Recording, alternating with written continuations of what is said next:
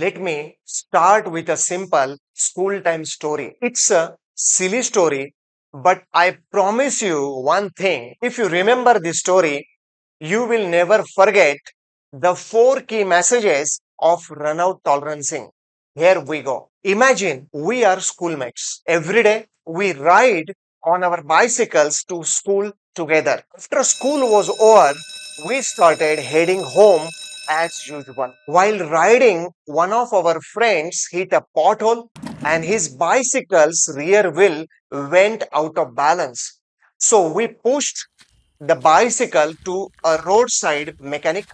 The mechanic asked us to put the cycle on its stand. Then he said, rotate the wheel. We gently pedaled to spin the rear wheel. He placed crude dial indicator or something similar against the rim while it rotated. As the wheel spun a full revolution 360 degree, he observed the wobble, made a few adjustments, corrected the rim, and sent us on our way to home. Simple story, but it carries four powerful messages. Message number one: runout is best suited for rotational features in functional assembly. Just like the bicycle wheel, runout applies to parts that rotate in real life. Examples are shafts, gears, pulleys, hubs, anything and everything that spins. Message number two: runout must reference one datum axis. The mechanic judged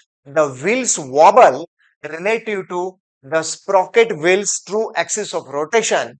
That's exactly what runout does. It needs a datum axis, the axis around which the part is intended to rotate. Message number three: one rotational degree of freedom must remain unconstrained when checking runout at the part level.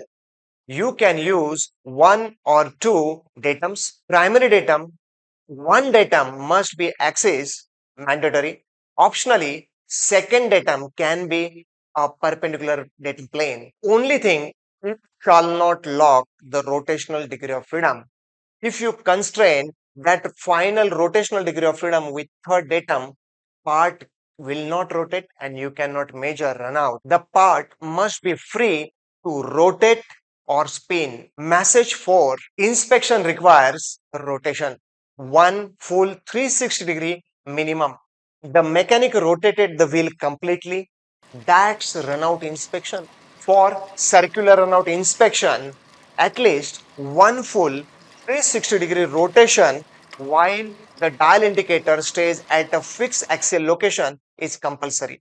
For total runout inspection, continuous rotation will be there while dial indicator slides along the entire length of the feature. In short, runout inspection is equal to rotation. At least one full turn for circular runout and continuous rotation plus axial translation for total runout. Here's the summary of the four messages. 1.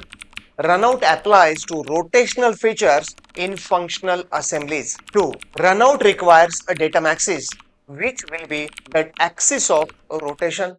3. Keep one rotational degrees of freedom free. Use max 2 datums for part level runout. 4. Runout inspection needs at least one 360-degree rotation for circular runout inspection and continuous rotation with translation for total runout inspection.